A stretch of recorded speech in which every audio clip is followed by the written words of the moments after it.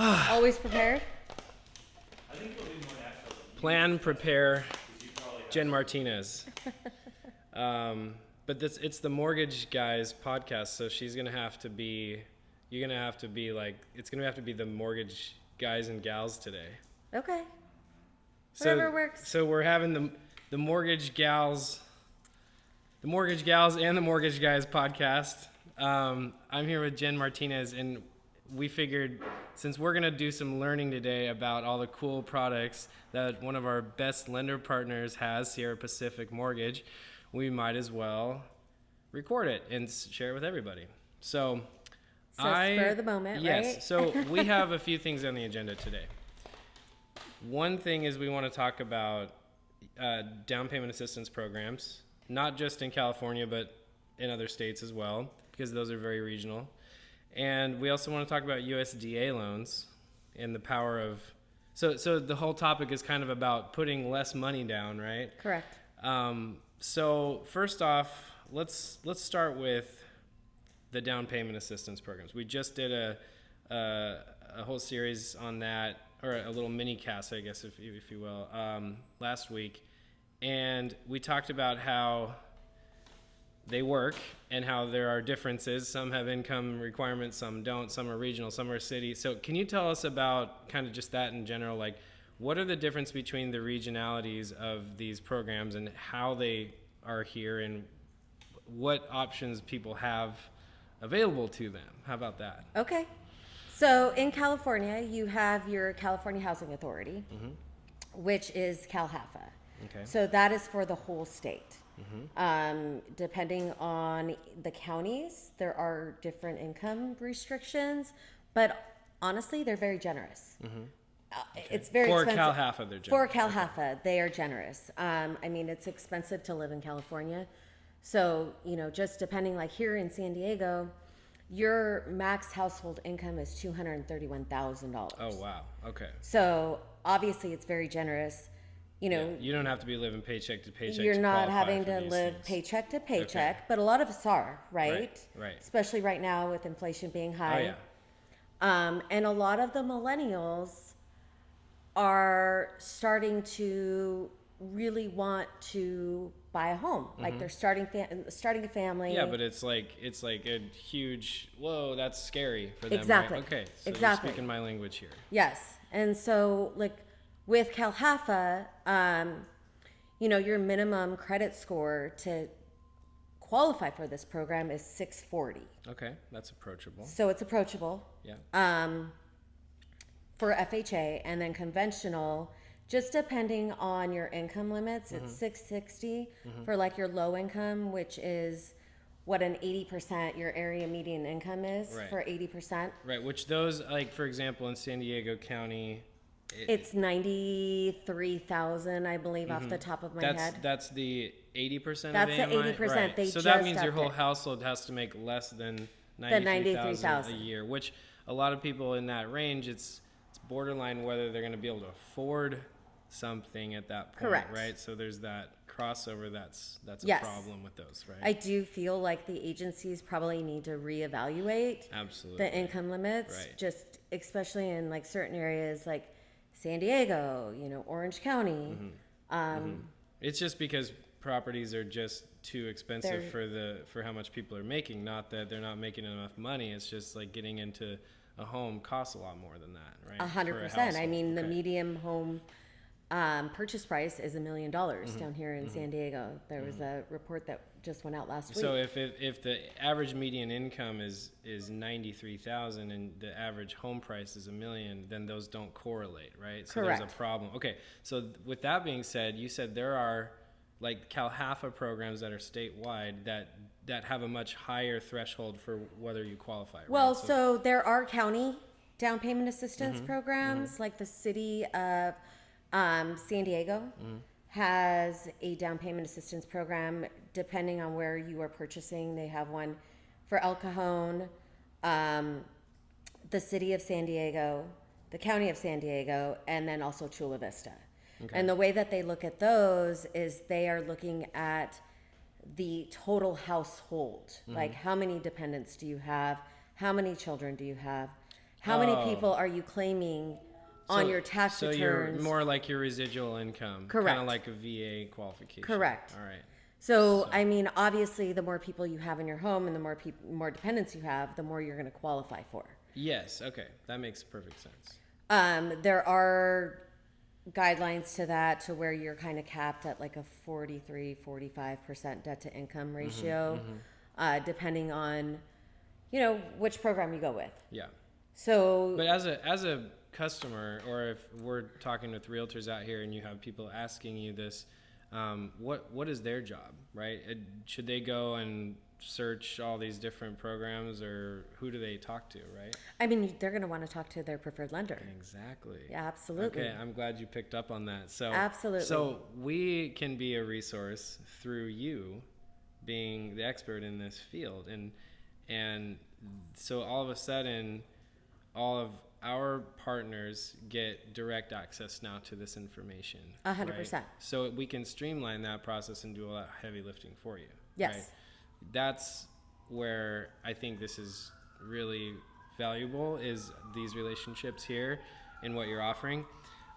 So knowing a little bit about the different ones gets the conversation started, and knowing that it's approachable, right? But then when it comes to choosing the right program, we can pool our resources together, and the client and even the agent can even delegate that job to us, right? Well, that's why you are, as an agent, you want to partner with someone that is knowledgeable with all these different programs, as well as, making the client comfortable with what it is. And actually, this is one of the biggest purchases that they will ever make in their lifetime. Exactly. So Now let's talk about any hesitations that may come from doing this. So let's just say we have an eligible buyer out there who is, trying to see how they're going to buy a home, and then they're eligible for the program, but then all of a sudden here comes the fear, like, is this smart? Like, what? Can you speak a little bit to how, if there's any kind of negative factors with this sort of thing, or is it more like, if you can get it, then get it situation? I mean, the problem, with a lot of us today is that we are living paycheck to paycheck, right? And for us, we have minimal savings. And so for you to even come up with, you're going to need your 3% for your down payment if you go FHA, as well as your 3% or 4% for closing costs. Yeah. So you're right there, you're looking at like an 8% down payment. Right. Absolutely, it's worth it because you're limited on your funds. So let's speak on the well, I guess let's say that if you are eligible, is there a situation where it is not advisable to do a down payment situation because you're leveraging so much money? Like, are people putting themselves at risk by jumping into something like this? That's 100% financing. I mean, you're paying somebody else's mortgage when you're renting, right? Right. Okay. And so the alternative is right. Yeah. And so you have, tax benefits when you own a home. Yeah. So that's also, like, you can probably take a little bit less deductions on your paycheck, just so that you can up your net pay to where you're feeling comfortable that you're going to be able to make that mortgage payment. Right. Now we're getting into kind of, should I buy a home or not? But I think added with the extra squeeze, that is, a higher than normal mortgage payment for what you're buying because you're borrowing more money, is what I wanted to address. But I think, like you're saying, like what we coach our clients to understand their income volatility, right? And also look at adjusted payments, monthly housing payments. So adjusting for that is incorporating taxes and looking at what you're missing out on when you're renting. So it's the foot in the door mentality too, right? If you Absolutely. can grind through for the first couple of years, even with the down payment assistance program. We have a couple of clients looking into this particular thing right now, which is why I'm actually addressing this, is because I think it's more and more common for people to say, I want to hold on to this idea of buying a home, but I know that in order to do that, I'm going to have to find a particular program. I'm going to have to trust it. I'm going to have to trust the person and the people taking us through that process. But then I also have to make sure that I can afford it. Because at the end of the day, I think a lot of people are still like, scared is a good word, just straight up scared in entering a situation where you're underwater, like we saw before.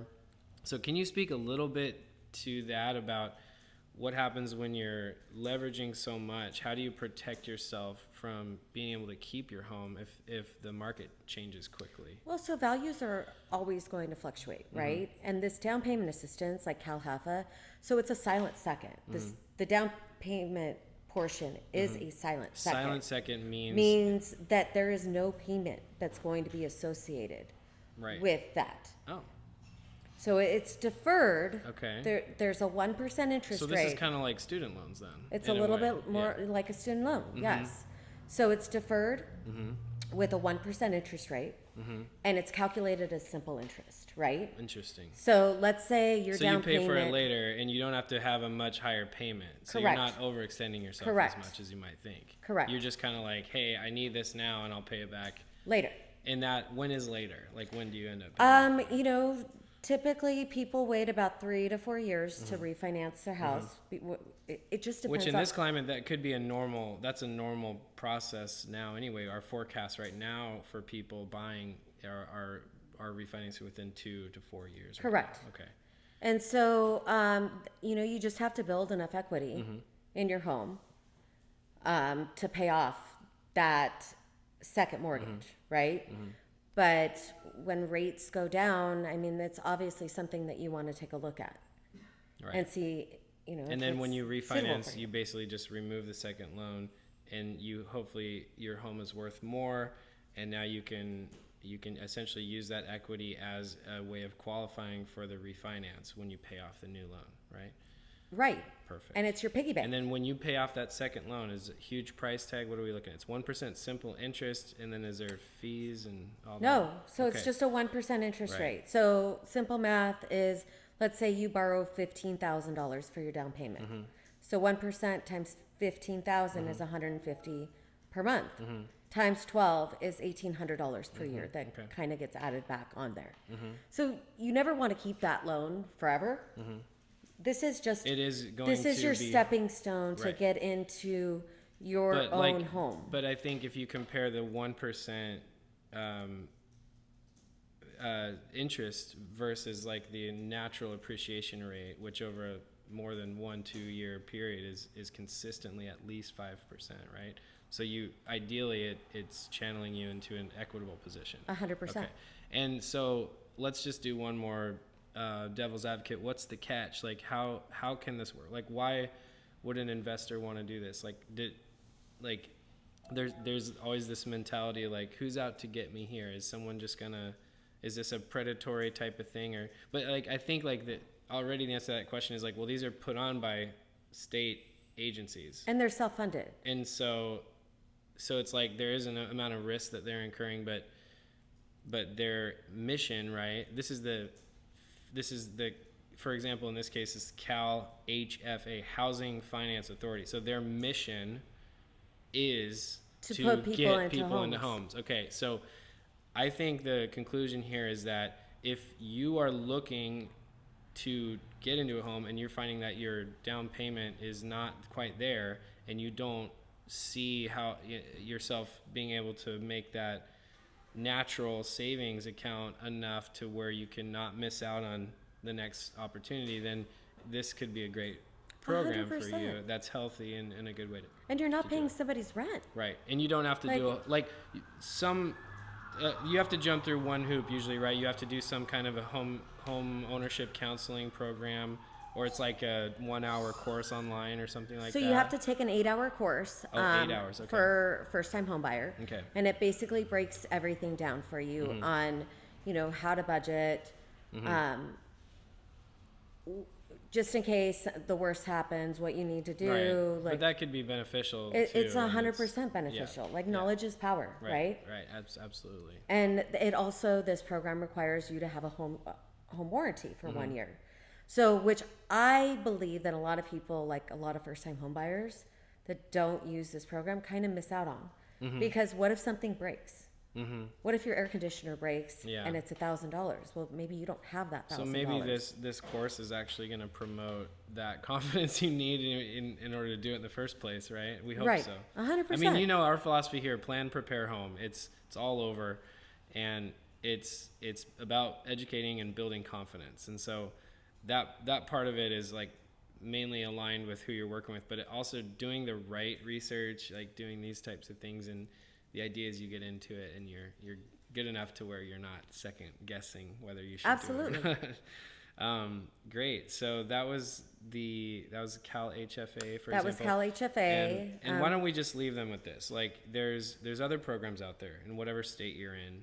There's almost always something. Okay. Yes. There's Dream for All coming back.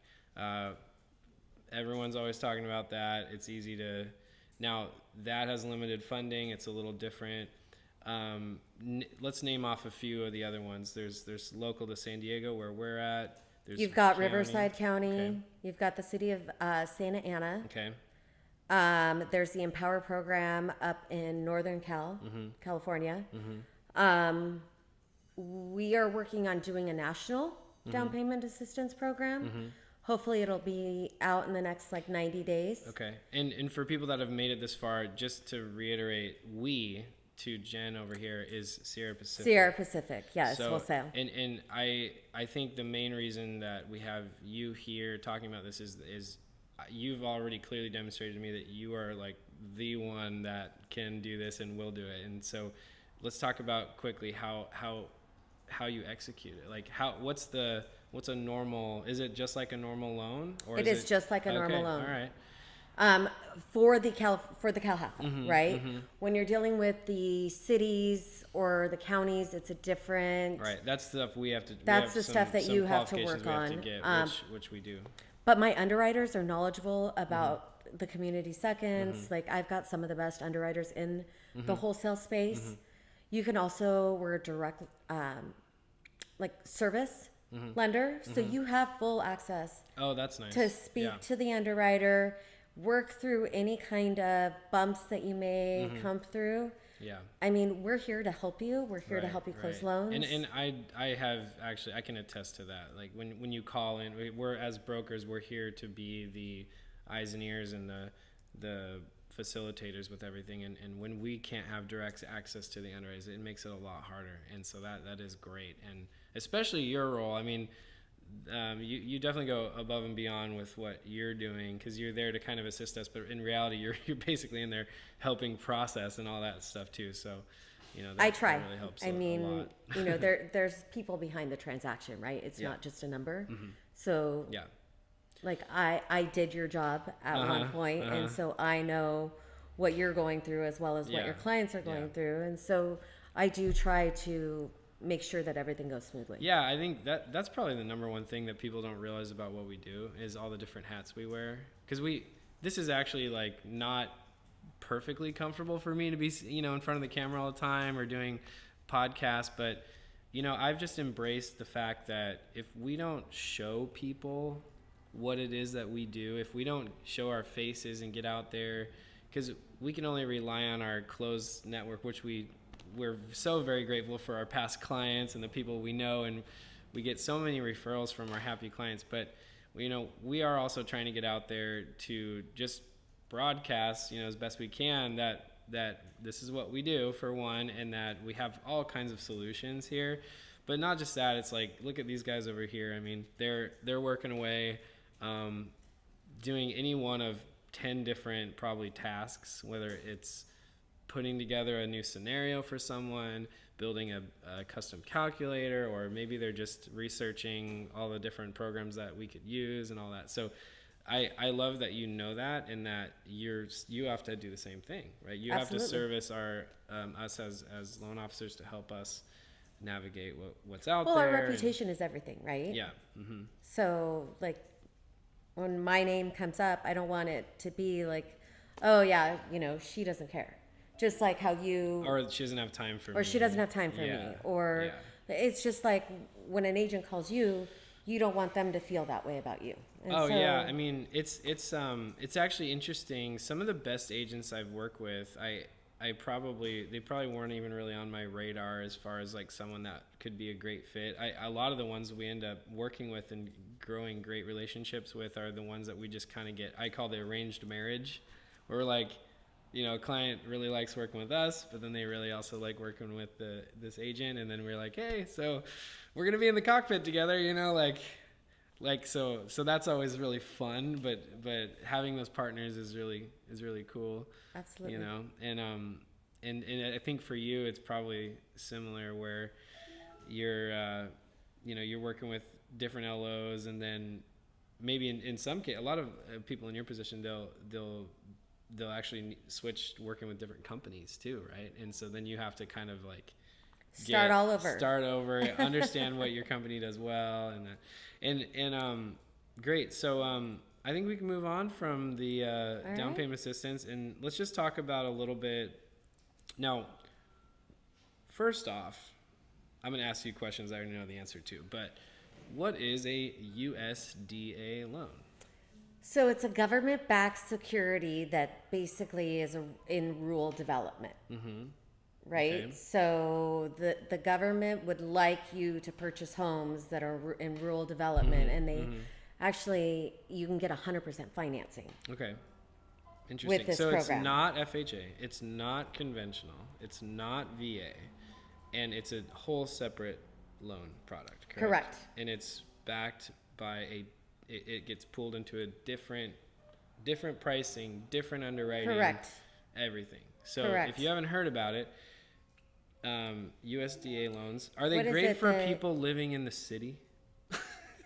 Well, Probably so not. that's a great question. I mean, in some areas, they have actually opened it up to Right. where it is part of the city. I guess that was a trick question. In a large metro city, it's not It's zoned not gonna be correctly conducive for that. But No. we have smaller cities, for example, in Oregon, where I'm from and I'm licensed and that I work with, and you can be in a city and get a USDA loan because it's zoned as that rural As area, rural correct? development. And a lot of people don't know that. So you have all of a sudden access to a whole new loan product that you may have not. You don't need a down payment assistance program because you can No. finance 100% of the loan. So what are the kind of a few characteristics that are important about a USDA loan? I mean, so there is different income limits. So you want to make sure that where they, your clients are purchasing, that you have to go onto their website and put in the city or the zip code of where they Okay. want to purchase. Right, and then you find those income. And limits then on you there. find the income limits, and they actually look at the household income. Okay. So But they're going to mind ask, you, this is work for the loan officer, right? right? You don't. So that's for you. Agents don't have That's to for do you this. to do. The new buyers don't have to do this. Right, but you also It's like good to know how it works. you go back on the website and you also find the areas that are eligible. So it's 100% financing, and the rates are actually lower because it's a government-backed security or a government-backed loan. Right. So you're looking like kind of like the FHA and Yeah. except it's 100% financing. Now with FHA, with VA, there's mortgage insurance for FHA. There's upfront. VA, there's an upfront VA funding fee.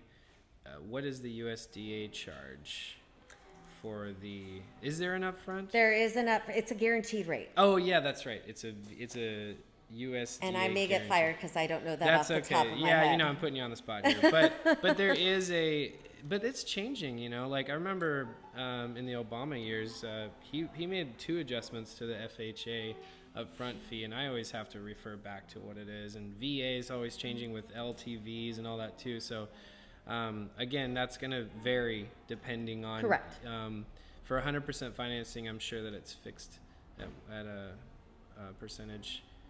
There's a guaranteed rate, and then there's a monthly rate. Gotcha. And it uses a different underwriting software. It does. So, and it's So called you have to nicknamed use Gus. Gus, government underwriting software. Underwriting software. Yes. Old Gus. Old Gus. And now, one thing that we didn't touch on with down payment assistance that I think is really important to know, and that I'm quite proud of, and I guess proud in a way where more strategic positioning here is not all lenders can do these, right? Not all lenders want to do that. Not all lenders want to do, are certified for, can even do well the down payment assistance programs. And when we say lenders, we're also talking about another layer that are brokers. Not all brokers can do them. Correct. Now, it's important to mention we, Sierra Pacific, and when I say we, we're talking about C2 Financial, the mortgage guys over here in our Granada House group. We can do all of these things, and we do all of these things. And I just said do. No. Do. So that's coming up more and more. I'm seeing, like today, I got an inquiry from an agent asking me if you can finance. I'm going off topic for a second. That's fine. If you can finance a VA loan with 3 or 4 units, and can you use the rental income from the other units that you're buying to qualify? And I'm like, yeah. And it's like, why are you asking this? And he shows me a screenshot of I guess I shouldn't throw this company under the bus, but there's a company, a lender, that has the word veteran in it, right? A lender where they specialize in these, with their loan officer saying that you cannot. And I'm like sitting there just baffled. And so as long as the veteran is occupying one of the units exactly. as a primary Yeah, home. exactly. Well, that's important. You can't do any VA loans without occupying the property, but it's just, it shows not only do you need to make sure you're working with the right people who are knowledgeable about the products, but like there are a lot of lenders that will do like a USDA loan or a VA loan, but they'll have so many overlays, right? 100%. So what is an overlay? And maybe that's what's going on. Maybe this company will do VA loans, but they won't do multiple unit VA loans where they can use, maybe it's an overlay they have. It could be. And in our channel, in our broker wholesale channel, we typically have, and we will have by definition, the least amount of overlays because we have options of which lenders to work with, right? 100%. So when you're going into a down payment assistance program, when you're going to a USDA, any kind of lending, right? How important is it to work with someone who not only has access to all of those options, but can also make sure that they don't have too many overlays where they can say no? Like, I mean, you don't want to keep jumping from lender to lender and getting your credit pulled. Mm-hmm. And I mean, honestly, you want the best product for you. So like you have options, right? You can take a pre-qualification and you go, okay, so I know that you will fit in XYZ lender's box. And you know, you place them where you know you're going to close the deal and you're going to close the deal on time. Right, because at the end of the day, what everyone's worried about is, will this thing fund? Like, will we get the financing? That's the way the whole system is set up. I love this background music. I know, it's great. We have a community piano that we are hosting outside, and this beautiful jazz music is happening right now. I love that. It's awesome. It was meant to happen today, I right? know, right? Our podcast? So we'll have a natural background. Hopefully we can hear all that. And so it's about funding it, right? So because you write a contract and you say, hey, I'm good for this. Right. And then it's like, okay, the seller's like, yeah, you are, like, do I trust you? And how do they trust you? They ask you to put a deposit down. 100%.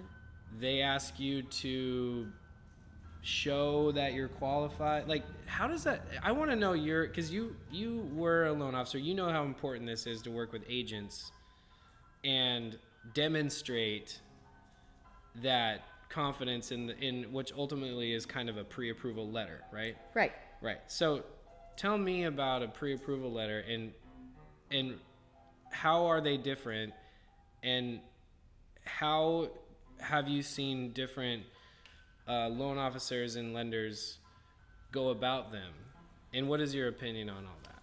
Well, so like Sierra Pacific Wholesale actually accepts TBDs, right? So let's say you get a client in that maybe you have questions on the income. Yeah. And you're working with an agent, and you want to make sure that when they go out and show these homes, that your clients are actually going to be able to afford this house, right? Yeah. They don't want to show you $1 million house when you really can only qualify for a $600,000 house. So I think that, you know, being a loan officer, you want to make sure you get the whole story. Yeah. And you want to underwrite the best you can, but also then make sure that the underwriter is going to underwrite it the same. 100%. Yeah, right. So like where that's what a TBD is. So That's to be what a determined to be determined. address. Correct. So you can submit the loan correct. to the lender. They will do the underwriting process with the exception of the address. 100%. And And so then you could go to a seller Uh-huh. and go, hey, I have this approval. And it's not a pre-approval anymore. It's not a pre-approval. I actually have an approval Right. on this client Yeah. minus the property address, right? The income has already been calculated. The conditions have already been requested. Yeah. And so you can say, hey, yes, we can close Right. in 17 so days it's an or 21 days. independent review that is one step further than what we can do as brokers, correct? Correct. Because we can basically put our underwriter hat on and we can pre-approve you, which we're very happy to say we have a 99.9% pull-through rate. I think I've messed up on one in the last 10 years or something. Which, you know, people make mistakes. Absolutely. And probably underwriters make more mistakes than I think we have. No. But it's one step further where you can have that much more certainty, right? Well, and I think in this market, especially down here in San Diego, right? It's so competitive. Sellers want to close quickly. They want to make sure that if they're going to purchase another home, because there's like probably 3 transactions that are, you know, factored on this one transaction, right? Right. So Yeah. So you've got your sellers moving into buying another home or moving out of state and, you know, having moving trucks. And then they're the ones that, you know, the sellers that the sellers are purchasing from the other sellers. It's like a chain. It's a daisy like a chain. Yeah. So, I mean, the way that underwriting has been probably, and things are starting to tighten up. Yeah. Again. And you just want to make sure, especially with like variable income and not a straight salary where, you know, you Where they work got a lot maybe, of moving pieces. you've got a lot of moving Yeah. pieces. You want to make sure that you have that dialed in.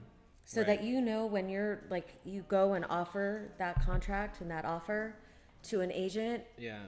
and to sellers, that you're going to close and you're going to Right. close on time. Yeah, and ultimately, I think it's also just shows the importance of being aware of what's happening. Like, not only are things tightening up, but just the fact that they're changing is like things that can really, for someone that's not up on their guidelines or whatever, they can just say, "Oh, I've been doing this for 20 years or 30 years or whatever," and then it's like, yeah, things have changed, you know. So you got to be in it, right? So we have to stay sharp. 100%. And that's actually the main reason why we like to have, you know, you come in the office like we have right now, other than the fact that we like your company. Aw, thanks. But you know, I think this shows a lot about kind of what's going on under the hood on a daily basis. We covered USDA loans. We talked about the importance of a lot of different stuff, like all the different hats we wear. We talked about obviously down payment assistance programs and how it may seem a little like, that's a little crazy, but I think the way that Sierra Pacific has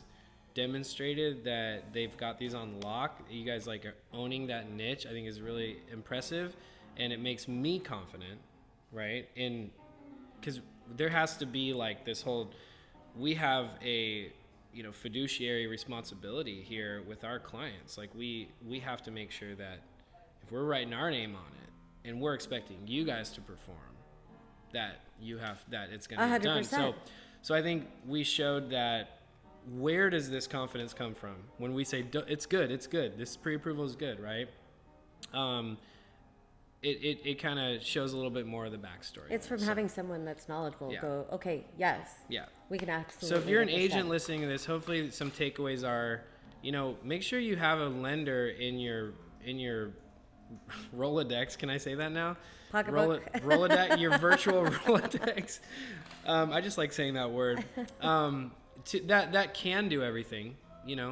Of course, you're gonna have your favorites, people that you enjoy working with, but people are limited. So get it done, right? I love how we can do everything, but I think I love more that we have the partners to be able to do everything well, right? I don't have to just go and say, oh yeah, we can do USDA loans. Like, I know that Sierra Pacific is going to crush that, right? 100%. So we have a lot of different relationships with a lot of different lenders, and we pride those relationships and we count on them.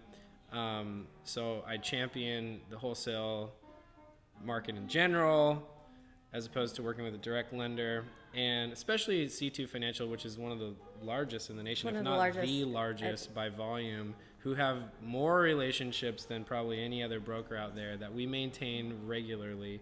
I can't take credit for that, but we're proud about what we have, and I really appreciate you coming on to the podcast with the mortgage gals and guys. Hey guys. And any last words for everybody? No, just here? thank you for having me. Sure. It was nice chatting with you and sharing our knowledge. And see, it worked out. We were gonna have a chat anyway, so I said might as well get on the old cast. So I think we'll end it right there. All right.